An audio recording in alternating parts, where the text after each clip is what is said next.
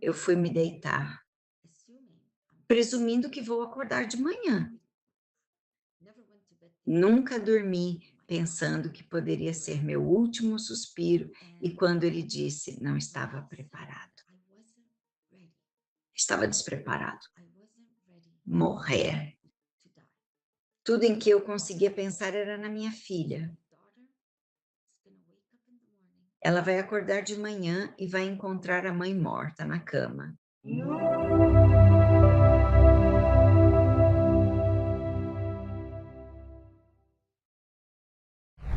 Seja bem-vinda ao programa, Ana Cristina. Como está? Estou bem, obrigada por me receber. Alex, obrigado por vir. Como falei antes de irmos ao ar, entrevistei muitos com experiências de quase morte. Você é a novidade para mim e vamos guardar o segredo por hora, sobre como sua experiência de quase morte difere das várias que já apresentei no programa. Antes de discutirmos sua experiência e o que a precedeu, como era a sua vida anteriormente? Antes disso, deixe-me contar. Eu nasci em Alexandria, no Egito, e migrei para o Canadá por volta dos 7 anos de idade. E então meu pai nos levou de volta ao Egito quando eu estava começando a ter 12 anos só para aprendermos nossa cultura no Egito. Lá eu enfrentei desafios com o idioma, o árabe. Minha educação foi em inglês e francês. Então, meu pai contratou um tutor, Sam, por quem acabamos nos apaixonando, e voltei ao Canadá, mas mantivemos contato. Cerca de 4 ou 5 anos depois, decidimos casar. Ele me pediu em casário. Meu pai disse, só por cima do meu cadáver. E apesar de gostar dele, Sam era muçulmano e eu cristã copta. No Egito, isso é mal visto. Parece que não se pode casar com um muçulmano. Assim, percebi que devia seguir em frente. Cheguei à Califórnia aos 24 anos. Conheci e casei com Paulo. O Paulo meio que me conquistou, me encantou completamente. Nos casamos. Não demorou muito para perceber que ele era um narcisista, mas naquela época esse vocabulário nem fazia parte do meu universo. Não tínhamos internet, não entendíamos personagens narcisistas. Ele era muito egoísta e crítico e argumentava sobre tudo e quebrou meu espírito e fez isso. Era sempre minha culpa e apenas ele sempre ameaçava se eu tentasse ir embora. Ele disse na frente de outros que se eu pegasse um advogado de divórcio, ele contrataria um atirador de elite. Ele perderia a cabeça. Nenhum tribunal o responsabilizará. Essa era a sua lógica. E eu acreditei que ele faria isso, que perderia a cabeça e agiria. Tive 2 filhos lindos com o Paul, a Colleen e o Andrew, mas demorou-se uns 13 anos até eu finalmente conseguir sair e me sentir segura. E contratei um advogado linha dura, consegui uma ordem de restrição e o Paul saiu da minha vida. Então, do nada, né, o Sam liga. A gente não se falava há uns 25 anos. Ele me ligou. E acabo encontrando ele no Egito, achando que meu coração está protegido. Não estou em busca de nenhum relacionamento. Eu renasci naquela época.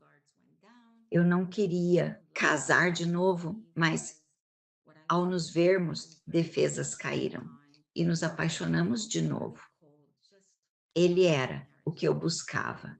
Eu estava vulnerável, então. Paul era muito frio, não era um bom casamento. E nós acabamos casando. Naquela época não importava que ele fosse muçulmano e eu cristã, porque eu vi o cristão, o copta, me tratar muito mal. Então eu pensei, Deus enviou-me este cavalheiro e casamo-nos. Vivia na Califórnia. Eu era o arrimo de família, porque eu era o diretor financeiro. O Sam não dominava o idioma, então Ele ficava mais em casa. Eu sustentei você e seus filhos no Egito durante a faculdade de medicina e odontologia e tivemos uma boa vida. Foi pense nele como um sociopata brilhante. Mas as pessoas tinham inveja. Amigos invejavam como ele me tratava como princesa e tais coisas. E eu trabalhava duro, chegava em casa despreocupada, deixando ele cuidar das finanças, da casa, de tudo. Então surgiram sinais de alerta. Comecei a perceber nossa conta esvaziando. Minha sempre estava sem fundos. Eu estava ganhando bastante dinheiro e nós vivíamos do salário do mês, mas as contas não fechavam. Então, esses sinais de alerta me fizeram começar reavaliando isso, decidindo que devemos nos divorciar. E, finalmente, concordamos com um divórcio amigável, entrada em dezembro, o ano de 2008. Foi tudo. Até então, querida, você já passou por muito naquela história até agora. E parece haver um padrão nos homens, que você estava, de algum modo, atraindo universalmente o que ocorria nisso. Creio que fossem lições. Todos nós, por vezes, atraímos tal tipo de pessoa. Eu tenho várias pessoas. Meus pais, meus avós, familiares atraem pessoas que estão ali para nos ensinar lições, eu acho. Essa é uma afirmação justa? Sim, acho justo. Estudo narcisismo. Narcisistas miram em pessoas bem-sucedidas. Por meio de parceiros, como o troféu, o que fazem é, eles não podem, eles não conseguem chegar ao nosso nível, então, por insegurança, nos rebaixam ao deles. E eu não sabia que era um transtorno de personalidade. Pensava, ele vai mudar. Vamos rezar por isso. Busquei ajuda de padres, bispos e da igreja, até aconselhamento matrimonial pelas crianças. Não desejava o divórcio. Não é brincadeira para nós, naquela época, na nossa comunidade. Mas ele nunca mudaria. Era só quem ele era. Então, o sociopata surge novamente, explorando os vulneráveis. Mulheres ou homens, eu nunca soube o que é um sociopata. Essas não eram palavras do meu vocabulário, mas eu aprendi mais tarde que se eles são camaleões, eles serão quem você quiser. E eu me lembro quando conheci o Sam, depois de tantos anos. Ele era exatamente aquele homem perfeito que eu esperava. Eu não me lembro. Era quem ele era quando me apaixonei por ele, quando eu era jovem. Mas, de repente, ele era isso. Ouvinte atencioso, bonito e verdadeiro cavalheiro. E quanto mais brilhantes eles são. Tipo, existem sociopatas, mas eles têm níveis. E os brilhantes são os que conseguem durar muito tempo. Somos enganados e cegados, somos ludibriados. E aprende lições.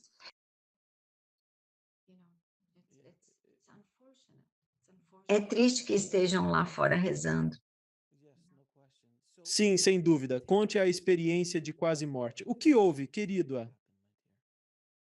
Em dezembro de 2008, pedimos o divórcio amigável.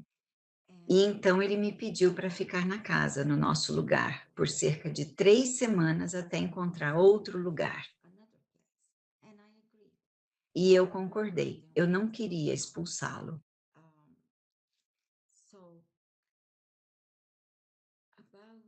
Não demorou muito após o pedido para eu começar, sentindo-me mal. Todo o meu corpo doía a um nível de ter fibromialgia. mas não estava. Sentir assim antes, era como se um ônibus me atropelasse, para frente e para trás repetidamente, não era só acordar com isso. A pior parte eram as dores de cabeça insuportáveis e frequentes. Elas não passavam e eram tão insuportáveis que até piscar doía. Era como se eu tentasse ficar com os olhos fechados o dia todo ou tentasse mantê-los abertos. E pedi que ele me levasse ao pronto atendimento, mas ele se recusou. Sofri com a dor por quase uma semana. Então, ele finalmente me levou. No pronto atendimento, sem exames, disseram que eu provavelmente tinha uma gripe. Deram um analgésico e mandaram para casa. Os analgésicos ajudaram com as dores no meu corpo. Aí o Sam começou a me dar o remédio dele para pressão arterial. Eu não tinha pressão alta, mas ele começou a me dar mesmo assim. E, de alguma forma, a pressão na minha cabeça começou a diminuir e eu consegui voltar a funcionar com dores, mas não. Então, isso era final de ano. Eu sou o diretor financeiro. O fim do ano é péssimo para se afastar do trabalho. Fiquei fora por umas 2 semanas. Então, finalmente decidi que precisava ir, resolver as pendências. E 8 de janeiro, enquanto dirigia para o trabalho naquela manhã, tive uma visão. Enquanto dirijo, Alex, eu nunca tenho visões. Não sou alguém de ter visões. E, de repente, vejo essa visão e nela alguém da minha família imediata morrendo. É como? É a morte. E eu vejo meu irmão mais velho, vejo nossas 2 irmãs, mas não encontro o Steve, nosso irmão mais novo, que nasceu com deficiência mental. Ele foi o motivo de irmos ao Canadá, em busca de melhor atendimento médico. Pensei, isso é um sinal divino. Algo ocorrerá com Steve. Devo vê-lo. Há um ano, Alex, lembrei que minha mãe doente me chamava, mas eu tinha um compromisso importante. Projeto do qual eu era responsável na empresa e eu não pude ir. Continuei adiando até terminar a conversão. E no dia que terminei, e foi um ótimo projeto, liguei para contar que era o aniversário de 80 anos dela e liguei para dizer que tinha acabado de reservar minha passagem. E me disseram que ela tinha entrado em coma naquela manhã. E ela nunca saiu desse coma. Então, esse foi meu maior arrependimento, priorizar o trabalho à família. Quando tive essa visão do meu irmão, eu não quis arriscar. Senti que Deus estava me dando um aviso. E eu fui para o escritório, organizei tudo para poder sair. Disse a ele que precisava viajar. Liguei para o Sam, contei que meu irmão estava doente e eu precisava ir para o Egito. Ele disse, tudo bem. E eu disse, isso foi na sexta-feira. Avisei que iria partir no sábado ou no domingo. Eu o manteria informado. E comecei minhas reuniões com meus subordinados, tentando organizar as coisas, tentando decidir o que levaria comigo e assim por diante. E enquanto eu me reunia com todos, minha cabeça está começando a doer de novo. E estou segurando minha cabeça assim, com os cotovelos na mesa, apertando forte para que ninguém perceba. Eu não quero demonstrar a dor. Mas de algum modo senti uma força me dizendo para largar tudo. Pare de pensar, vá para casa. Eu não sei como eu ouvi isso. Eu não sei como essa mensagem chegou até mim, mas foi. Pare de pensar, vá para casa. E foi o que eu fiz. Eu disse a eles: preciso ir. Provavelmente voltarei amanhã. Eu ligo para vocês no sábado. A gente se reúne de novo. Mas eu preciso ir agora. E eu parto. E eu dirijo para Irvine. E enquanto saio, e seguindo para meu condomínio. Eu ouço essa voz. Agora, Alex. Não era uma voz audível, não era externa. Era uma voz na minha mente falando comigo como estou falando com você agora. E imediatamente eu reconheci que era o Espírito Santo. Não faço ideia como reconheci. Eu não sei, eu não sei. Sempre me conectei com Jesus.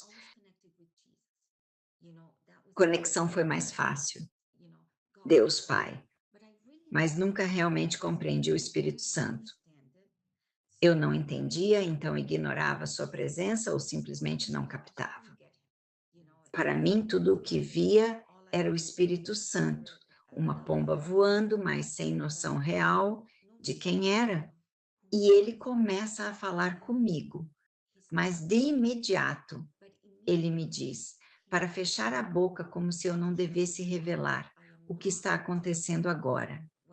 Então, eu continuo subindo as escadas. Sam abre a porta e me pergunta: Você vai embora amanhã ou depois de amanhã? E eu olhei para ele e disse: Eu não sei, não consigo pensar agora. Eu te aviso amanhã. Foi isso. E então a Colleen veio me cumprimentar e voltou para o quarto dela. E Sam disse: Tá bom, vou preparar. Ele sempre fazia o jantar. Isso era algo positivo. Sempre podíamos contar com uma refeição feita em casa. Então eu disse: tudo bem. Fui, me troquei e voltei para a sala de estar e a cozinha. E meu prato estava no balcão. Ele fez para mim, minha favorita, caçarola egípcia. É de feijão verde, com filé mignon e arroz. E eu olhei para o meu prato e eu não tinha apetite. Então, eu disse: eu não consigo comer isso. Então, eu devolvi a caçarola de feijão, mas depois eu tinha o arroz no meu prato. E eu estou olhando para ele e pensando: tá bom, nem sei se consigo comer arroz agora. Simplesmente não tenho apetite. E o Espírito Santo me diz, tipo, eu estava lá parado, o balcão está na minha frente e o geladeira está atrás de mim. E ele diz: criança, vire-se e pegue iogurte natural e coloque no seu arroz. E eu estou indo. Como assim? É tipo, você se importa com o iogurte no meu arroz? Foi trivial, coisa a fazer. Foi difícil perceber que ele valorizava aquele detalhe. Na verdade, era como eu mais gostava de comer arroz no Egito, com iogurte natural por cima. Disse a ele, perguntei: se importa com isso? O iogurte no meu arroz. E disse: filho, estou em cada detalhe da sua vida. E Alex, quando ouvi isso, eu me senti um tolo por ter perdido isso. Eu tinha 49 anos na época e perdi ele todo aquele momento. E aqui descobri isso agora. Não sei o que ocorre, porque ele fala comigo agora. E foi, eu simplesmente. Eu me senti um idiota e peguei meu prato e me sentei no sofá e comecei a comer. E ele está falando comigo, está havendo diálogo. E eu me lembro que ele contou uma piada, assim. Ele tinha um senso de humor tão incrível. Não me lembro da piada. Queria me lembrar, mas comecei a dar risadinhas. E Sam estava lá sentado e ele realmente me olhou surpreso e perguntou se eu tinha tomado um drink antes de chegar em casa, tipo, parado num bar, e eu só olhei para ele e nem quis responder, para não interromper o diálogo que eu tinha com o Espírito Santo. E eu comi todo o arroz e também o iogurte. Eu disse boa noite e fui deitar-me. Dei um beijo de boa noite na filha. Com licença, estou confuso, escovando os dentes sem entender o que se passa. Por que ele fala comigo? Confuso, contudo, segui o fluxo. Deitei-me então na cama. E estou deitado lá e tentando entender o que acontece. E ele diz: criança, não é o seu irmão. É você? Sim. Uau, eu não acho que nenhum de nós esteja preparado para isso. Eu fui dormir, presumindo que eu vá acordar de manhã. Nós nunca deitei pensando que aquele poderia ser meu último suspiro. Quando disse que eu não estava pronto. Não estava pronto para morrer. Tudo em que eu conseguia pensar era na minha filha, que ia acordar de manhã e ia encontrar a mãe dela, morta na cama. Isso partiu meu coração, devastador. Partiu meu coração saber que ela vai passar por sofrimento. E eu estou apenas não aceitando isso, mas tentando aceitar isso. E então ele vai. Então ele me faz lembrar de um sonho que eu tive há vários anos, onde eu sonhava com Jesus. E éramos eu, Colin e Andrew, caminhando com Jesus pelo lindo prado. E todos nós segurávamos sua cintura e todos ríamos. E ele envolvia com seus braços a Colin e o Andrew, cada um segurando-o pela cintura, e ele simplesmente os tinha ali. E eu estava com eles, sempre intrigado. Lembro-me de quando despertei naquele dia, daquele sonho, tentando entender como nós três conseguimos andar, e estamos segurando ele. E não tropeçamos nós, pés um do outro. Mas naquela noite, enquanto ele relembrava aquele sonho, era como se você está lá, mas eu ia estar lá em espírito. Mas ele os tem. E quando eu me lembrei daquele sonho e percebi que ele os tem, eu estava bem em deixar para lá. Eu estava bem, disse, tudo bem. Estão aos cuidados dele.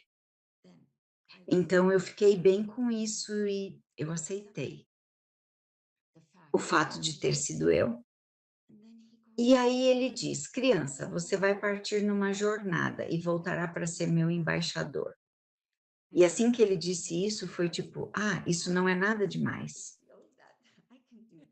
Eu consigo fazer isso. Soa agradável, soa agradável. Uma viagem. Eu gosto de viajar, por que não? Eu vou voltar e serei o embaixador. E sendo sincero com você, Alex, eu não compartilho isso com muita gente. O ego, eu meio que tenho essa grandiosidade e me imagino com essa cabeça enorme, sabe? Os cones, aquele filme dos cones. E eu estava caminhando na Times Square e eu sabia de tudo, e só os embaixadores conseguiam se ver. Foi pura loucura. O ego entrou em cena. Você fica tipo, sou o embaixador de Jesus. Ah, sou incrível. Olha só, eu sei de tudo. Sou o embaixador de Jesus. Uau, isso foi incrível, é incrível. O Deus Altíssimo. Então, é maravilhoso. Então eu disse: tá bom, eu consigo fazer isso. O que você quer que eu faça? E ele disse: filho, preciso que você pare de pensar. Estou indo. O quê? Pare de pensar. Ok, consigo fazer isso. E tentei parar de pensar, você ficaria surpreso com o quão difícil é. Continuei tentando desligar meu cérebro, mas me perguntava: será que parei de pensar? Ou ainda estou pensando? Continuei tropeçando nos meus próprios pensamentos, né, e senti que ele ia dizer: "Vamos lá, pare de pensar". Ele foi tão paciente comigo e finalmente cheguei àquele ponto em que parei de pensar. E eu fiquei lá e ele percebeu que eu parei de pensar e ele disse: "Tá bom, criança, preciso que feche os olhos. E não importa o que aconteça, não os abra". Eu disse: "Tá bom". Ele falou: "Não, não importa o que ocorra, não deve abri-los, certo?". E eu fecho os olhos. E assim que eu fecho os olhos, uma luz forte invadiu o quarto. Alex, foi uma luz que eu nunca tinha visto antes, mas parecia que não era só uma luz, era uma presença. E era uma presença que eu senti de Deus Pai. Agora sei que não sou nada. E por que seria? Mas foi o que pareceu. Era uma força superior. Mantive meus olhos fechados e imediatamente a janela à minha direita começou a tremer e parecia um terremoto, mas acho que foi um terremoto só no meu quarto. Mas as janelas começaram estilhaçando e se mexendo. E então meu coração começou palpitando e começou devagar. Era uma simples palpitação, mas depois foi cada vez mais e mais forte. Me assustei, fiquei com medo. E assim que fiquei com medo, todo o processo parou. Meu coração parou de palpitar, a janela parou de tremer, a luz se apagou e o processo cessou. E eu pensando: "Caramba, eu acabei de estragar a minha morte". Ele diz: "Filho, essa você não pode estragar, eu só preciso que você relaxe mais". E eu disse: "Tá bom, eu consigo fazer isso". E ele diz: "Tá bom, eu preciso que você pare de pensar de novo". E ele me guiou pelo processo e comecei de novo. Parei de pensar. Ele me lembrou: "Não abra os olhos, feche os olhos, não os abra, não importa o que aconteça". Obedeci. E assim que fechei os olhos, a luz voltou. Senti a mesma presença. As janelas tremeram de novo. Meu coração acelerou. As batidas intensificaram-se, mas, conhecendo o processo, não me assustei. Continuei enfrentando aquilo, mesmo intensificando-se. Pensei: é assim que se morre de ataque cardíaco? Tipo, meu coração está a mil, vai explodir. Mas não me assustei. O processo não foi interrompido por mim. Como vai? Meu coração parou, palpitando, e eu senti uma paz imensa. E então ele disse: "Tudo bem, criança, o próximo passo é só um incômodo". Eu disse: "Tudo bem". Ele disse: "Só um incômodo, criança. Lembre-se, só um incômodo". Eu disse: "Tudo bem". E imediatamente comecei a sentir como uma onda de dor percorrendo minhas pernas, como se eu descrevesse, como se alguém pegasse uma marreta e estivesse quebrando meus ossos. A dor era tão intensa, mas ele insistia: "Lembre-se, criança, é um incômodo, é um incômodo". E ao focar em suas palavras, consegui aguentar a dor. Não era tão insuportável quanto no início, e estava tudo bem. Ele repetia: "Vai passar, criança. É um incômodo, vai passar". Era como se tudo passasse. E, de novo, não estou gritando nem berrando. Ninguém ouve o que ocorre lá fora. Tenho fibromialgia e não estou bem. Sinto muito, mas é suportável. Sua presença era doce e seu jeito de me guiar fazia parecer que o que ocorria com o meu corpo não importava. E então a dor cessou e voltou ao anterior. Uma grande paz, poucos instantes e pude respirar de novo. E então eu percebi, a dor havia passado. Eu não sentia mais nada. Eu não sentia minhas pernas. Não sentia meu corpo da cabeça aos pés. Eu me sentia anestesiado, sem sentimentos. Estou tentando entender isso, estou indo, estou paralisado. E ele disse: "Sim, criança, você está". E eu fui: "Não, não, não, não". E ele falou: "Sinto muito, criança". Eu disse: "Posso mexer minhas pernas?" E ele disse: "Não, criança". "Posso mexer o dedo do pé?" Ele diz: "Não, criança". Eu digo: "Posso tentar?" E ele diz: "Tenta, criança". E eu tento. E claro, nenhum movimento. E enquanto eu estou aceitando a nova realidade, eu ouço o Sam entrando no quarto. E estou pensando, certo? Ele vai notar que estou paralisado e correrá para o 192. Mas ele não notou. E ele dormiu no seu lado da cama.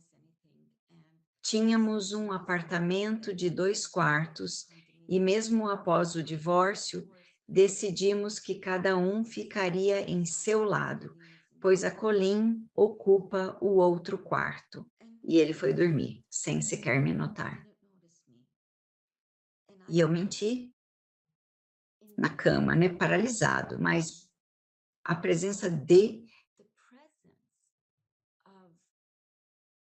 o edredom neste momento era tão avassaladora que não importava, mais que eu estivesse paralisado. Eu tive a melhor noite da minha vida naquela noite. Eu não dormi acordado. Ele ficou comigo a noite toda, baixando dados diretamente na mente, me ensinando. Foi o professor perfeito, nem rápido, nem devagar demais, simplesmente perfeito. Eu vi visões, só isso. Uma das visões, só para contar, eu era uma criança pequena levada a uma creche, como se a mão de Jesus me guiasse até lá, um ateliê. Foi uma mudança enorme, de um ano em que pensei saber tudo para ser verdadeiramente uma criança no mundo espiritual, mas apenas visões de tantas coisas lindas a noite toda. E eu não queria que a noite acabasse. Foi incrível demais, mas no meio da noite eu quis ir ao banheiro e esqueci que estava paralisado. E aí eu não conseguia levantar. Então eu falo: "Preciso ir ao banheiro". E ele diz: "Vai, filho". E eu não conseguia ir. "Vai, filho". Ele diz: "Vai, filho". E eu me lembro de molhar a cama e era muito líquido saindo do meu corpo. Eu pensei que ia acordar o Sam com toda aquela água, indo na direção dele, mas ele não sentiu nada. E então, por volta do amanhecer, eu ouvi o Sam se levantar e ele foi ao banheiro. E eu pensei: tudo bem, ele vai me notar. Mas não, ele voltou para a cama. E então eu fiquei lá, com o Espírito Santo, eu acredito. Mais uma hora ou mais. E por volta das 080, ele se levantou. Eu podia ouvi-lo se virar ao meu lado e ele se virou para mim e eu pude ouvi-lo, pressionando minhas costas, pois eu estava de costas para ele. Ele pergunta: Ana, Ana, você está acordada? Não respondo pensando que ele perceberá algo. Então ele me vira de frente para ele. Agora estou deitada de costas na cama e ele me olha por cima. E ele abre um olho e eu consigo vê-lo quando ele abre o olho. E então ele solta uma pálpebra e abre o outro olho e eu consigo ver o rosto dele bem na minha frente. E então ele solta. E então ele puxa um dos meus braços e depois deixa cair, então meu braço cai. E então ele lê: Levanta o outro braço e faz a mesma coisa e solta. Então, meu braço está caindo. É fácil perceber que algo está errado comigo. Então, ele levanta e vem para meu lado da cama. Ouço abrir uma gaveta e pegar remédio. Tenta colocar um comprimido na minha boca, mas paralisada, tenho os dentes cerrados, impossibilitando. Ele insiste, pressionando o comprimido entre meus dentes e tinha gosto de um Xanax. E eu pensando, por que ele está me dando um Xanax de manhã? Eu já estou, tipo, mole. E então, antes de me dar o Xanax, ele começou a tirar minhas joias, meu anel de diamante, meu ouro, e eu pensando, por que ele está fazendo isso? Ah, talvez ele não queira que você se perca dentro do hospital. Que gesto fofo. E então ele é tão fofo. Me desculpa, Adam, eu odeio rir, mas você é tão fofo. Você ainda não percebeu o que está acontecendo. Exatamente. Estou dando a ele o benefício da dúvida. Então ele coloca o Xanax e depois do Xanax, ele me dá uma bala de menta e coloca a bala na minha boca. E, de novo, não pode colocar nos meus dentes. Ele deixa lá. E eu fico pensando, meu Deus, meu hálito deve estar muito ruim. Ele está colocando uma bala de menta na minha boca antes de ligar para o 192. E então eu penso, tá bom. E aí ele sobe na cama e começa a tirar minha roupa. E eu penso, tá bom, ele vai colocar roupas secas em mim, porque eu molhei minhas roupas, né? E ele vai colocar roupas secas antes de ligar para o 192. E para minha surpresa, ele se levanta e começa a me estuprar. Oh, meu Deus. E foi quando não há palavras para descrever a sensação de violação. Você mole, paralisada, impotente.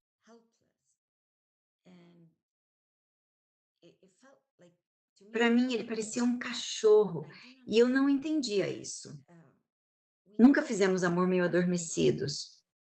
Não fazia sentido para mim, sem entender suas ações. Ele se levanta, ele me deixa despida no centro da cama e vai tomar um banho. E eu permaneço, confusa. Ele volta, e conforme ele volta, eu consigo ouvir o chuveiro. Não era. Ouvi um fluxo mais forte, como se enchesse uma banheira agora. Para mim, é. E ele veio e começou a me puxar da cama para me carregar. E eu penso, tá bom, ele vai me dar uma banheira. O que ele está fazendo? E quando ele me puxou da cama, ele me largou e não conseguiu me carregar. Então eu caí no chão, desmoronei de lado e ele solta e diz: Você está muito pesada, não consigo te carregar. E eu estou pensando, ainda bem que sou gorda. Sério, foi a primeira vez que eu valorizei estar acima do peso, porque eu realmente não sabia o que ele estava tentando fazer comigo. E quando ele me largou, eu percebi sua confusão, porque vi que ele ainda estava perto, sem saber o que fazer comigo. Então, a Colleen acorda. Nós duas podíamos ouvi-la no quarto. Era uma manhã de sábado. Ela ligou a TV, então ele correu até ela e me deixou lá, fechou a porta, claro. Eu acho que não havia trinco na porta do quarto. Ele queria impedir que ela entrasse. Depois descobri que ele disse a ela que mamãe não queria ser perturbada, que tinha tomado Xanax e estava de luto pelo irmão no Egito, querendo dormir.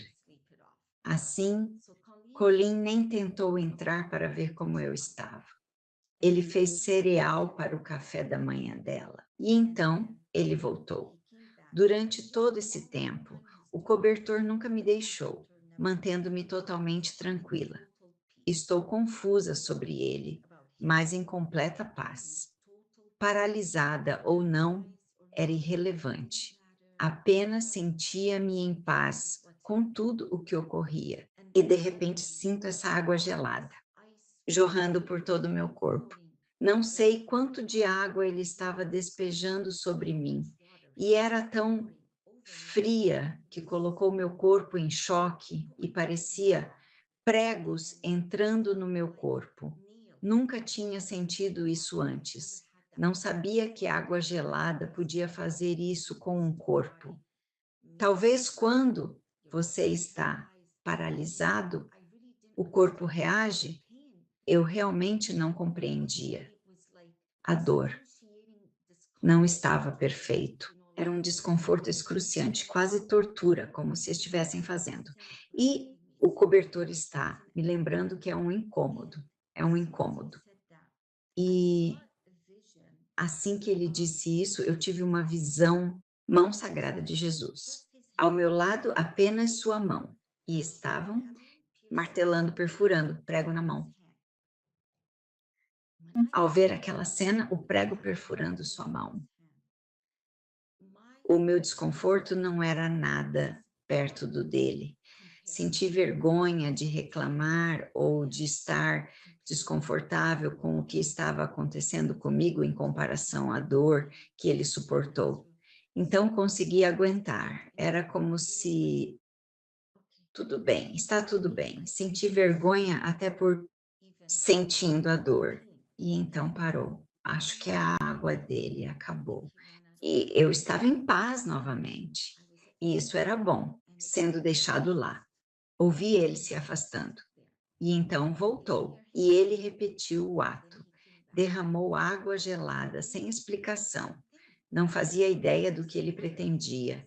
Despejava lentamente sobre mim, de um lado para o outro, sentia a mesma coisa, unhas arranhando minha pele. E então eu vejo a mesma visão com a mão de Jesus novamente. Isso me faz lembrar e consigo suportar. E o Consolador está lá me orientando, dizendo: é só um incômodo, filho, é um incômodo. E consigo suportar, e sou capaz de estar em paz enquanto ocorre. A presença, a presença do Consolador foi avassaladora de novo. Então acendeu-se de novo, tudo bem. E estou pensando, por quê? Por que não liga para o 190? Ainda penso. O que ele faz? Não consigo entender. Então ele retorna e desta vez ele se abaixa e ele insere os dedos nas minhas narinas e pressiona para fechá-las. Estou paralisado, com os dentes travados, sem conseguir respirar pela boca. Ele segura meu nariz, impedindo-me de respirar, e não solta. De repente, por reflexo, minha boca se abriu. Quando isso aconteceu, ele finalmente soltou. Ele se assustou e saiu correndo do quarto. E foi nesse momento. Lembrei-me da apólice de seguro de vida de 1 milhão. Eu não tinha cancelado. Quando demos entrada no pedido de divórcio, não me ocorreu cancelar o seguro de vida. Ele era o beneficiário de 500 mil e meus filhos herdaram a outra metade. E foi nesse momento que me lembrei. Pensei comigo, isso definitivamente não vai acabar bem. Ele retorna. Ele faz a mesma coisa mais uma vez. Ele se abaixa, pega meu nariz e tenta segurá-lo com delicadeza pelo máximo de tempo que é capaz. Começo a respirar e, de repente, minha boca se abre novamente. É só um reflexo. E ele solta e sai correndo e não sabe o que fazer comigo. Estou deitado ali. De novo, sem ansiedade, sem estresse, sem medo. Não importava o que ele estava fazendo, era decepcionante. Mas eu estava tanta paz com o Espírito Santo. que nada disso importava, nada.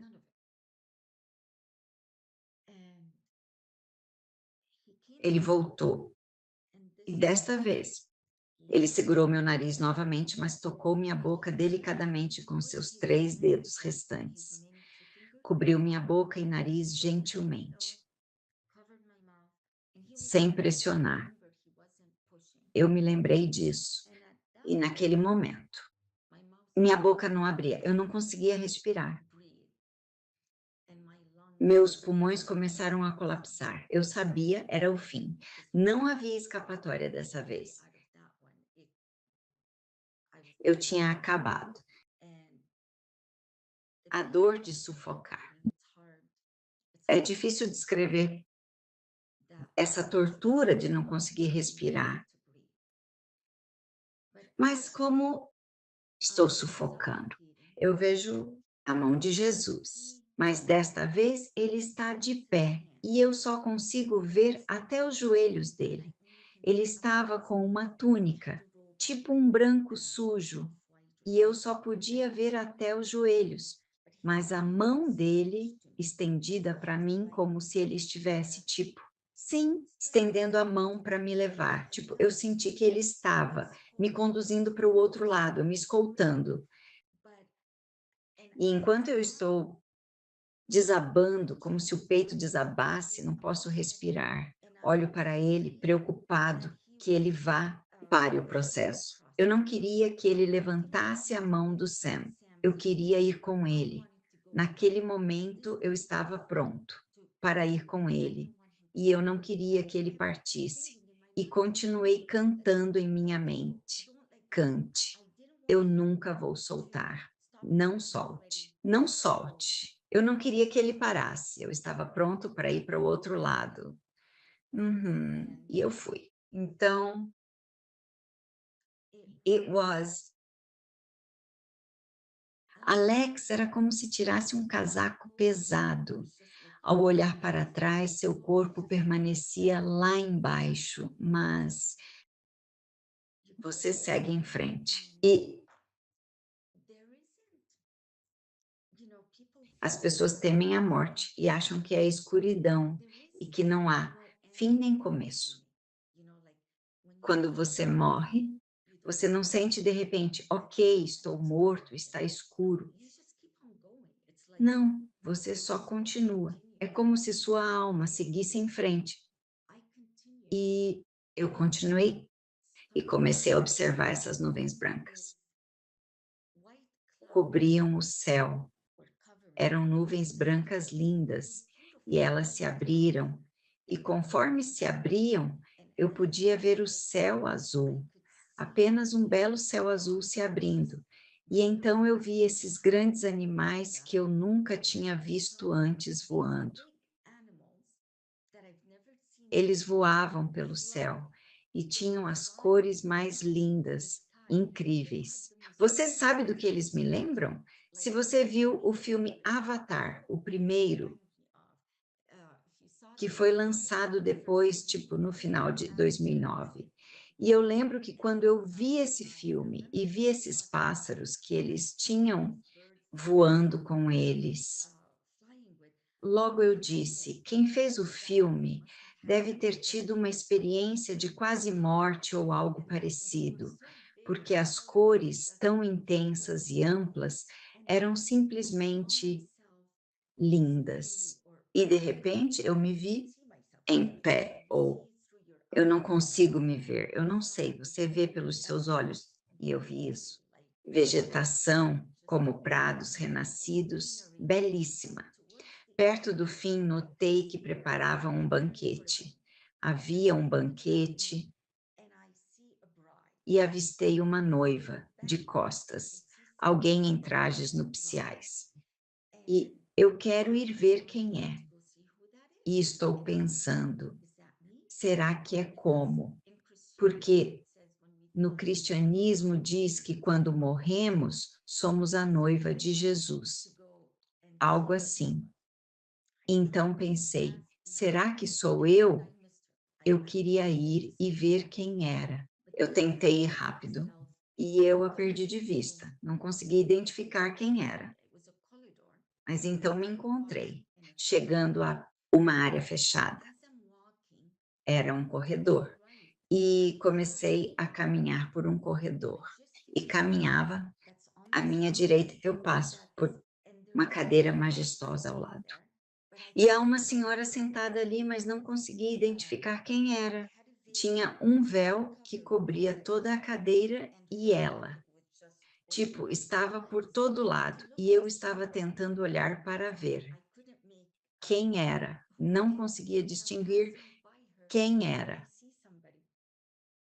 E eu estou passando por ela. E então eu vejo alguém. E eu pergunto: quem é ela? E ele diz: ela é a mais pura de todas. E eu estou indo. Certo, e eu continuo indo. E então, chego a uma porta, e naquela porta, eu vejo minha mãe, e ela era, sem futuro, um corpo de luz.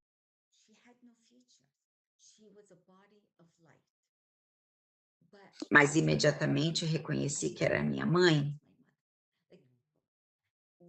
Nós nos conhecíamos, você percebeu isso? E só de vê-la ali, era como se simplesmente lindo que ela me cumprimentou e eu entrei. Não me lembro de ter abraçado, você conecte. Ela me levou para o corredor e seguimos caminhando. E então eu vi minha irmã Nádia. Ela era outro corpo de luz. E meu ver, Nádia ela está no céu. Era a mais bela de todas. Acontecimento mais triste, Nádia cometeu suicídio aos 35 anos. Sempre me perguntei onde ela estava. Sabe, na religião ensinam você. Se cometer suicídio é assassinato e irá para o inferno. E isso não é verdade. Ela estava lá. Ela estava lá quando cometeu suicídio, tinha uma depressão profunda e temos um pai amoroso lá. Ele não nos julga como o mundo julga. E vê-la foi simplesmente. Fiquei sem fôlego. Ela me conduziu a um quarto, deixando minha mãe fora. Levou-me a outro, caminhando juntos, sentindo uma imensa alegria que começou a me sobrecarregar. Era demais, era tanto que comecei a reclamar para ela. E eu dizia: Nátia, estou sobrecarregado. Não sei o que fazer, não sei como conter isso. É demais para mim. Tipo, quão idiota é isso? Reclamo agora de alegria demais. Acostumei-me com excessos, tristeza e estresse agora. A alegria é demais para suportar, foi uma loucura. E estou reclamando com ela porque foi demais. E então ela olhou para mim e disse: Ana, com Jesus só melhora. E eu fiquei pensando como pode ficar ainda melhor. Era algo que eu não conseguia entender. Foi e saí com ela e chegamos ao corredor onde minha mãe estava. E lá estava meu pai, de pé, ao lado da minha mãe. E meu pai havia morrido em um acidente de carro aos 22 anos. E eu realmente não sei. Você não supera perder alguém tão repentinamente em um acidente trágico. E eu me lembro, eu sempre revivi o terrível acidente dele, uma colisão frontal com um caminhão de 18 rodas, e sempre senti sua dor. O medo dele, súbito ou o que fosse, aqueles últimos momentos, isso me torturava. Mas vê-lo ali foi simplesmente incrível. E lá estou, parado entre minha mãe, meu pai, minha irmã, e nós estamos nos comunicando, e não estamos falando, só nos comunicando. E então, Nagi disse: se apressem, pessoal, temos um banquete com Jesus. E eu fico tipo, o quê? Repete isso. Vocês vão com o quê? Vocês vão com Jesus. Como se fosse fácil ter um banquete com ele. Era surreal para mim, era tão surreal. Eles começaram a ir. Mas eu não fui com eles, não sei por quê, mas não era para ser. Acabei indo para outro cômodo. E ao entrar naquele cômodo, no final dele, vejo um homem. E agora ele não é um corpo de luz. Consigo reconhecer seu corpo. Ele era muito velho. Tinha cabelos brancos e não tinha muitos. E ele era o falecido. Corolos, acho que o sexto. Ele era o Papa ortodoxo copta que faleceu, um homem muito humilde e doce. Apenas uma alma linda. E eu reconheci isso nele. E ele olha para mim e diz: Por onde você andou, tímido? Por onde você?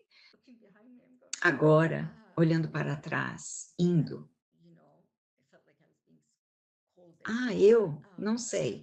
Bem, sabe, parecia que eu estava sendo chamado. Eu frequentava o Calvário e falava como criança pequena, pois, após casar com um muçulmano, deixei a igreja copta e íamos ao Calvário e à denominação. Então, estou dizendo a ele que fui ao Calvário. E ele diz: Por que, criança? Por quê? E eu digo: Não encontrei muita coisa. Compaixão e aceitação. O que faz sentido porque fui eu fiz isso. E ele olhou para mim e disse: Qual que é o seu nome, criança? E eu disse a ele o meu nome egípcio. Então, Ana Marie, Ana Cristina é meu pseudônimo, mas eu disse a ele o meu nome egípcio. E ele perguntou: O que significa criança? Meu nome significa compaixão no egípcio. E ele disse: Você procura isso fora. Você é o que precisamos, criança. Não há tempo. Você é o que precisamos. A prece de criança não há tempo. E ele me expulsou e estava me empurrando para fora. Estou indo. É tipo, tá bom, ele estava me expulsando. Enquanto saía, eu volto pelo mesmo corredor e agora a cadeira está vazia. Aquela mesma cadeira que eu vi está vazia, mas o véu está sobre ela. E então eu pergunto: o que aconteceu com ela? Para onde ela foi? E alguém me diz: ela foi resolver umas coisas. E penso: caramba, que até no céu tem recados. Que fofo. Então eu disse: tá bom. E continuei seguindo. E eu meio que fui, de certa forma, escolhida. Mas então comecei a ver, de repente, um rosto que estava sendo revelado para mim. E era o rosto de Jesus. Mas estava se revelando mesmo. Estava cobrindo. Revelou o olho e lentamente o nariz. Tudo que via era o rosto. Conforme ele o revelava, eu me lembrava. O nariz dele era longo. Estou pensando, que vergonha de mim. Tipo, como eu estereotipo. Judeu, né? Por ver esse nariz comprido, sinto vergonha do que suponho deve ser judeu. E enquanto ele termina o rosto, observo cada vez mais impressionado. Mas, Alex, ele não parecia como o Jesus de Nazaré que eu estava acostumado a ver. Ele não tinha olhos azuis e pele morena. Ele parecia mais um judeu do Oriente Médio. Pele oliva. Não um rostinho bonito, mas um rosto rústico. Enquanto vejo isso, meu cérebro está pensando: Ele não é tão bonito quanto eu imaginava, mas estou pensando isso e tentando interromper meus pensamentos, porque sei que ele pode me ouvir ou me ler, e não quero magoar seus sentimentos. E estou tentando, pare de pensar. E então eu saí olhando para ele e de repente observo abaixo. Estou olhando para a rodovia na Califórnia. Temos a 5 e a 405. Eu estava em cima do Istmo, vendo os carros, e a terra parece tão seca comparada com onde eu estava, dia e noite. E de repente eu estava no meu quarto. E eu vi Sam na cama. De algum modo ele conseguiu ao lado dele. Ele conseguiu carregar meu corpo nu ao lado logo. E ele está segurando. É. Agora ele está triste por minha causa, né? E assim que eu entrei no meu corpo, eu pulei, porque eu não suportava ele me tocando. E eu estou de pé, na frente dele nua. Eu não me importava e estou de pé na frente dele e viu como seus olhos viraram. Queria ter uma câmera para... A expressão no rosto dele era de espanto. Ai, meu Deus. Acabou minha irmã ali. E aí, o que rolou? Quando você se levanta, tipo, ele acha que você tá morto, né? E eu tô lá.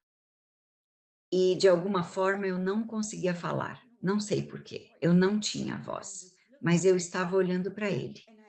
E eu não sabia se voltaria definitivo ou se era temporário. Pensei em voltar só para assustar ele, sério, e talvez dizer adeus a Colin. Eu estava incerta. E aqui estou, nua, sendo conservadora. Não é do meu feitio, não. E não havia nenhum cuidado com isso. E eu estou lá, dando ordens para ele sair de casa. Tipo, eu estou mandando ele levantar e estou brava com. E ele está me olhando, tipo, espantado. E então eu comecei a mostrar para ele que eu vi tudo o que ele fez. Eu estou dizendo a ele, tipo, eu fiz de conta que estava desacordada.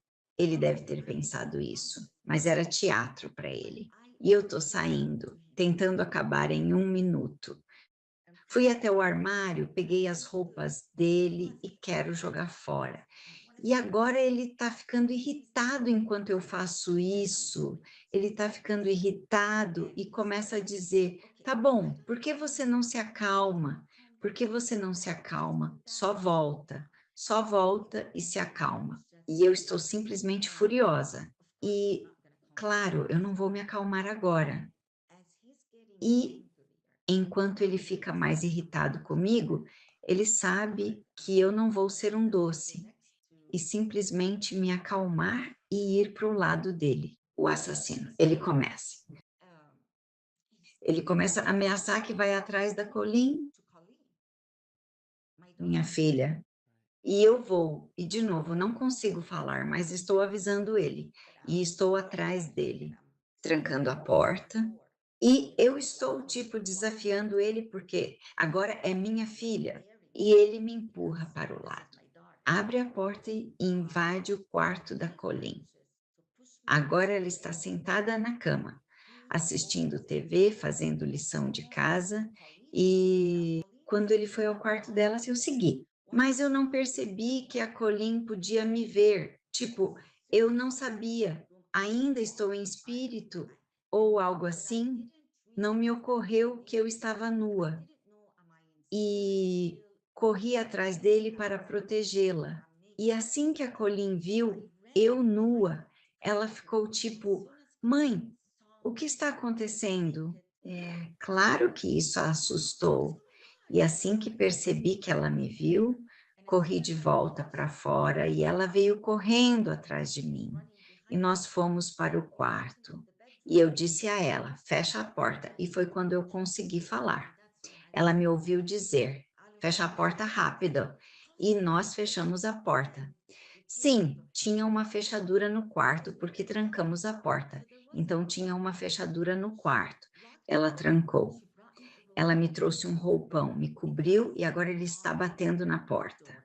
E eu disse a ela, e ela não entende, ela nunca nos viu brigar, ela nunca viu nada para ela, como Sam venerava sua mãe. Ninguém notava se existia alguma briga. E ela me manteve seguro por um tempo. Mas aconteceu tanto, Alex, depois disso, então a polícia foi acionada, ninguém me acreditaria.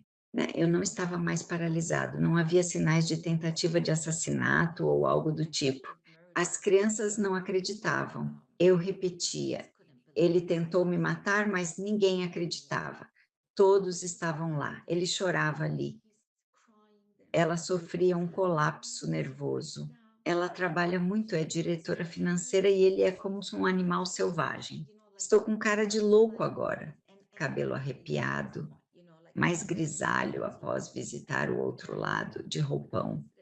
Pareço. Não é como eu estou agora. E as crianças não acreditam porque nunca viram ele me machucar. Dá, com licença, eles chamam a ambulância para me examinar. E eles disseram que verificaram todos os meus sinais vitais e eu estava forte como um cavalo.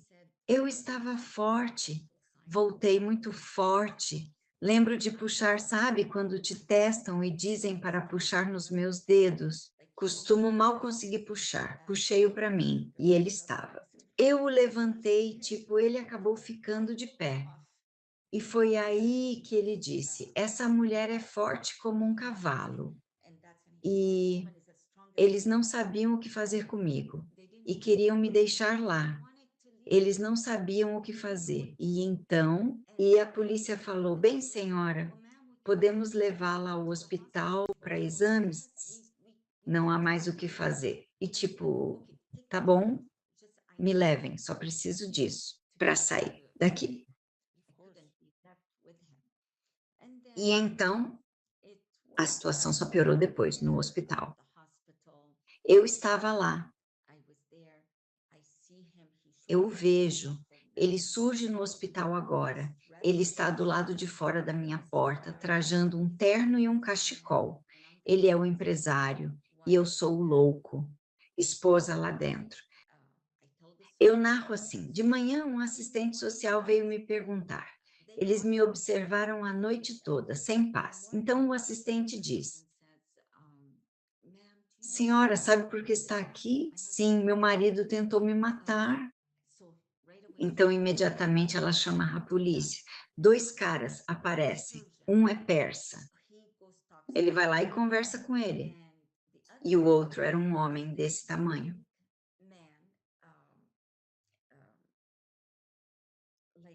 com uma voz bem alta. E ele entrou no meu quarto e eu já tinha adormecido quando eles chegaram. Ele então disse: senhora, precisamos interrogá-la. Isso me assustou e eu fiquei com medo. Então eu pedi: você pode, por favor, falar mais baixo? E ele se ofendeu com isso e foi embora.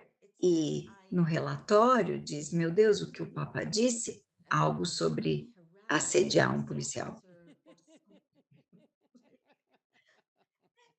E antes que eu percebesse, me colocaram numa maca e me levaram para um hospital psiquiátrico. Claro, para observação, acho que é algo em torno de 972. Sim, 72 horas, na verdade, ou algo de 9 ou 10 dias. E me levaram para lá e me colocaram na ala dos graves, dos loucos mesmo. A ala crítica, como chamam no hospital psiquiátrico, tem isso. Claro, era com uma área mais louca. Claro, todos acreditaram na história dele. Estou num hospital psiquiátrico e minha família não sabe onde estou. Então, por volta do dia 8 ou 9, um juiz e um defensor dos pacientes realizam uma entrevista para assegurar que você não está retido contra, né, a sua vontade. Eles estão coletando informações sobre mim de alguma forma, ele perguntou. Quanto você recebe no benefício de renda? E eu estou dizendo, bem, eu ganho 2.500. Ele pergunta, 2.500 por mês? Eu disse, não, por semana. Ele diz, senhora, o que a senhora faz na SSI? Ele respondeu, sou o diretor financeiro da Senior Snacks Incorporada. Eles supunham que eu obtinha o benefício de prestação continuada, o BPC, e que era tão delirante que não notava estar sendo pago. Imaginavam que eu me iludia trabalhando, o que indicaria insanidade mental. Contudo, surpreenderam-se ao descobrir que aquele era meu salário líquido semanal e que eu era o diretor financeiro de uma empresa com igual benefício de prestação continuada. Disseram, senhora, parece que há um erro aqui. E então o defensor do paciente intervém. Mas aqui diz que você se disse Jesus vindo salvar o mundo. E eu, tipo, sabe, acredito em Jesus, mas não sou ele e jamais diria isso. Eu não sou. Acredite, eu não sou. Não há nada que eu possa fazer. Ela disse, devem ter entendido mal sua oração. Eu disse, certamente entenderam. E aí perceberam que cometeram um grande erro e me liberaram. Então, como acabou no final? O que aconteceu? Você se divorciou? Ele se meteu em problemas? Qual o final, o desfecho, o último capítulo? Como foi o último capítulo? Bem, acabei perdendo minha filha porque andava nu pela casa. Então ainda tenho muito trabalho pela frente. Em vez de ir atrás dele, passei os próximos meses tentando recuperar minha filha. E me rotularam como louco. Ela está num hospital psiquiátrico. Ela está nua. Eu não podia vê-la sem supervisão. Meu Deus. Então dei meu máximo nisso. E eles não acreditavam que eu era vítima. E por fim disse o advogado: vá buscar. Realizei uma análise forense de cabelo para entender o que me ocorreu. Teria sido um infarto? Fiz uma tomografia da cabeça. Por que fiquei paralisado? Buscava descobrir o acontecido. Então, ao fazer uma análise forense do cabelo, descobrimos que. Deseja saber o que nós descobrimos? Por favor, estou ansioso, estou na expectativa. Quer dizer, não me venha com termos técnicos, me diga de um jeito que todo mundo possa entender. Certo, a carta é do médico. Tá bom, vou lê-la para você agora. Por favor, prossiga. Certo. Os exames laboratoriais mostram altas quantidades de metais pesados na análise capilar, sugerindo toxicidade, talvez por envenenamento. Anormalidades incluem mercúrio 60 vezes acima do limite de notificação, selênio 69 vezes, estanho 49 vezes, chumbo 280 vezes e bismuto 40 vezes o limite. E o mais alarmante, bariodônio 750 vezes acima do limite. Os sintomas que ela descreveu, que estavam presentes ao mesmo tempo de sua internação psiquiátrica em janeiro e considerados de natureza psicótica, eram compatíveis com toxicidade por bário ou talvez mercúrio. Oh, meu Deus. Então, tudo bem, ao menos o relatório me trouxe a filha, mas descobrimos o que ele fez. E então, assim que trouxe minha filha de volta, tentei persegui-lo. Assim que peguei este laudo do laboratório, fui à delegacia, mostrei a eles meu seguro de vida, mostrei o laudo do laboratório para que eles possam ir e prendê-lo. Eles disseram que o detetive vai me ligar. O detetive ligou-me dias depois. Ela queria saber se eu tinha uma câmera para filmar que ele colocou veneno no meu café. E pensa, se eu tivesse uma câmera, eu não estaria. eu não estaria aqui agora. Obrigada. Ela diz: Bem, senhora, não podemos fazer nada agora, mas sugiro registrar isso. Se repetir, haverá histórico. E eu fico tipo: Como? E ela encerrou o caso, né, o que não fazia sentido para mim, até o Alex. Li no Orange County Register, em 17 de junho do mesmo ano. Olha só o que um relatório afirmava que, se há uma cidade mais segura na América, é Irvine.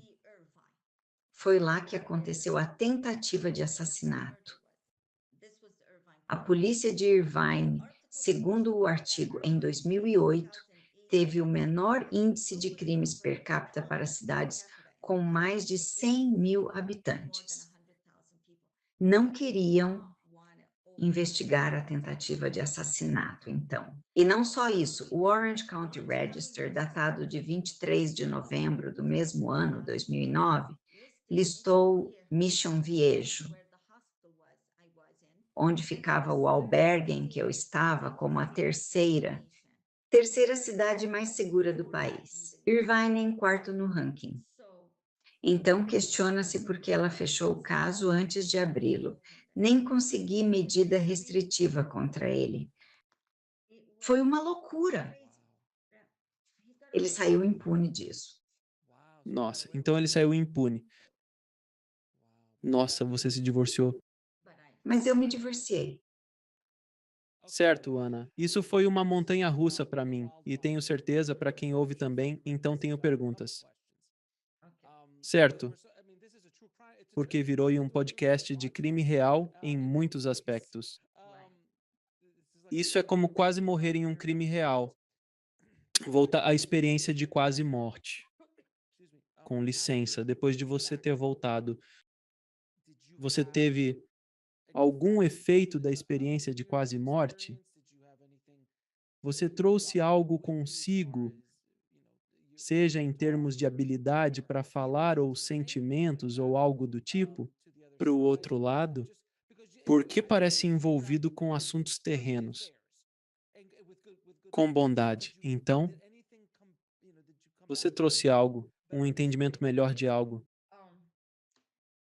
Uma coisa muito estranha é que eu retornei fisicamente com. E eu não falo muito sobre isso porque é difícil de entender.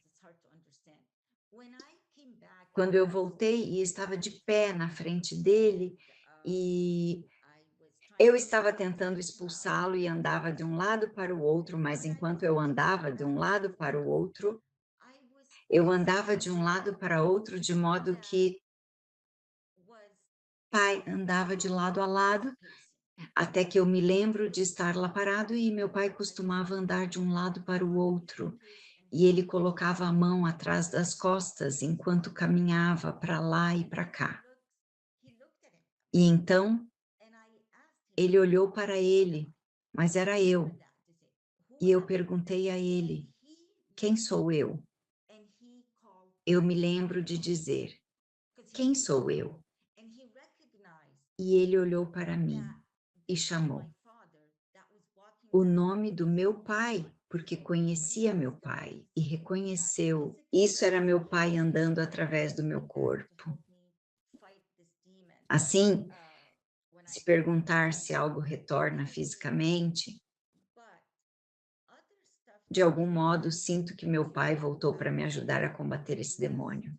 Quando eu voltei, foi estranho, mas outras coisas voltaram para mim, fui abençoado com o dom.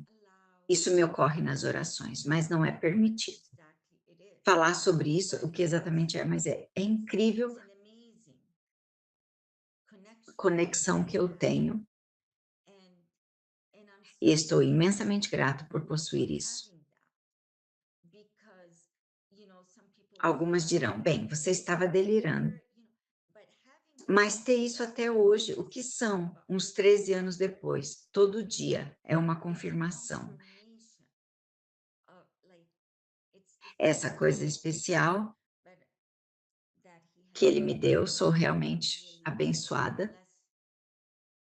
Possuir isso comigo. Então, é isso, até onde eu não posso compartilhar exatamente o que é. Pessoal, entendo completamente. Então, por que acha que teve essa experiência de quase morte específica? Por que acha que não foi só. Você disse que a maioria morreria, certo? Passou por uma experiência de quase morte. Estou curioso, quais são seus pensamentos sobre o motivo de ter sobrevivido? Se tem alguma ideia sobre a própria experiência de quase morte? Sim, com certeza. Muitas pessoas morrem dessa forma. E é por isso que eu dediquei o livro às almas que foram assassinadas por um ente querido e suas vozes nunca foram ouvidas porque são tantas. As pessoas são mortas e elas não têm a chance de falar sobre isso. Aparentemente, primeiro, passar por isso, aquilo aconteceu. Acredito que Deus precisou fechar meus olhos para eu enxergar o que esse homem realmente é. Eu era viciada nesse homem. Ele queria que eu me entregasse, para eu entender quem ele é de verdade. Jamais poderia imaginar que isso é o que esse homem representa. Ele queria que eu visse do que é capaz e quão perverso ele é. Voltando depois, o que eu encontrei não era sobre o que eu vi do outro lado. Sinto que o que vi do outro lado foi como a cereja no topo do bolo. Era apenas algo doce. Ele me deu o processo da morte. Meu encontro, como eu o chamo no meu livro, meu doce encontro com a morte, foi o encontro com a própria morte. Isso foi fenomenal. Um encontro incrível, apesar de circunstâncias horríveis. E eu acredito que o que Deus colocou no meu coração é compartilhar com pais que perderam um filho devido a circunstâncias terríveis e eles revivem as últimas horas ou momentos do seu filho, ou a tortura pela qual passaram, e eles imaginam a dor e o sofrimento, o medo, a ansiedade e a solidão, tudo isso que constitui um pai.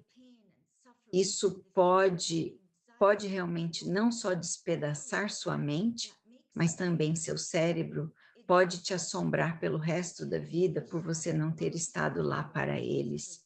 Eu quero que saibam que o filho deles não estava sozinho de forma alguma, porque quem sou eu para ter tido o Consolador me confortando durante esse suplício?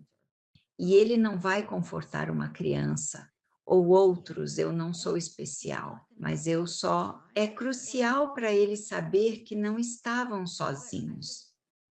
Sem ansiedade ou medo, sentiram uma paz imensa. O destino de seus corpos era irrelevante.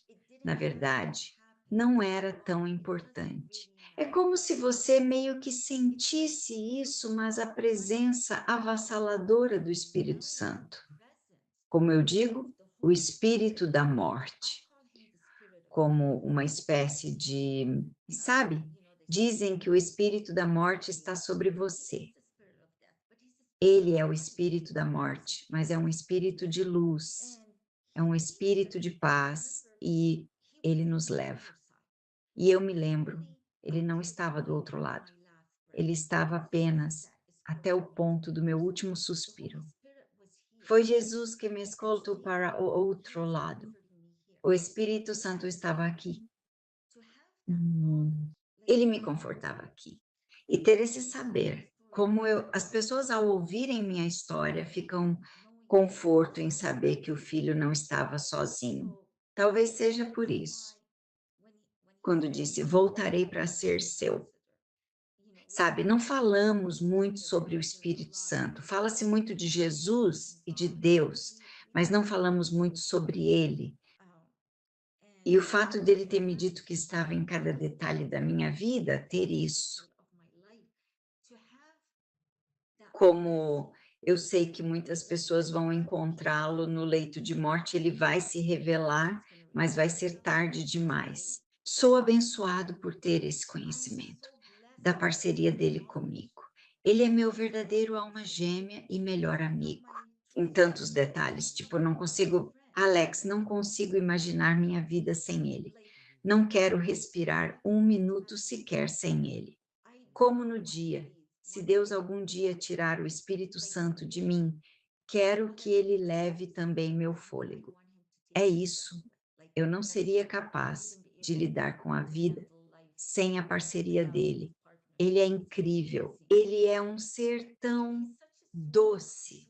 Ele é simplesmente, uau, amor. Me desculpe, eu simplesmente o amo. Bem, e eu realmente agradeço por você contar essa história e compartilhá-la com o meu público, porque ela é, no mínimo, única nos arquivos do que venho fazendo. E ao conversar com almas maravilhosas como você, buscando trazer esperança e conforto ao mundo, espero contribuir com isso nesta conversa. Farei algumas perguntas que faço a todos os convidados. O que significa para você viver bem? Definição de uma boa vida: impactar e amar o próximo. Por quê, Alex? Quando eu ouvi que era eu e não meu irmão, eu disse: é você, filho. O que me veio à mente não foi o dinheiro, o trabalho,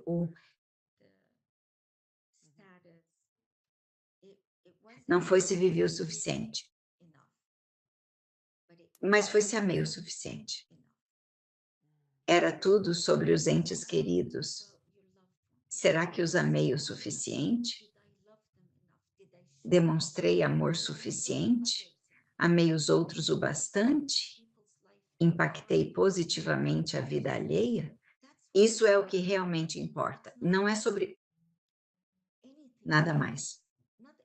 Tudo se torna sem sentido quando se está morrendo. Todo o estresse. Todas essas coisas, tipo minhas contas, limpar o quarto, levar o lixo para fora, desaparecem. Tudo desapareceu, se foi. Casacos de visão, diamantes. A pessoa que tentou assassinar-me, a pessoa que me roubou dinheiro, a pessoa que me cortou no trânsito, acabou. Acabou. Você realmente se sente um tolo se não tiver investido em amar e ser gentil. Simplesmente ser gentil e perdoar, até mesmo ser perdoado. Eu perdoo aquele homem, eu perdoo o Sam e eu perdoo ele, porque ele não vale a pena. Ele não vale a pena carregar ou guardar rancor. Estou acabada com ele. Entrego-o ao Senhor, que Deus lide com ele. Eu não me envolvo mais com isso. Sentir amargura, angústia e raiva? Não. Exatamente. Isso só te machuca. Não vale a pena. E tem gente que diz, mas eu não consigo perdoar. Como você faz? Eles não valem a pena. Afinal, seguiram com suas vidas. Você está se consumindo e pensando, mas isso de fato não vale a pena. Não vale. Então, se pudesse voltar, minha próxima pergunta é: no tempo e conversar com a menina que iria, qual conselho você ofereceria a ela? Além de ficar longe daquele cara chamado Sam? Claro. Além disso, haverá um homem. Ele se chama Sam. É melhor você fugir. Corra! Sabe de uma coisa, Alec? É uma pergunta interessante.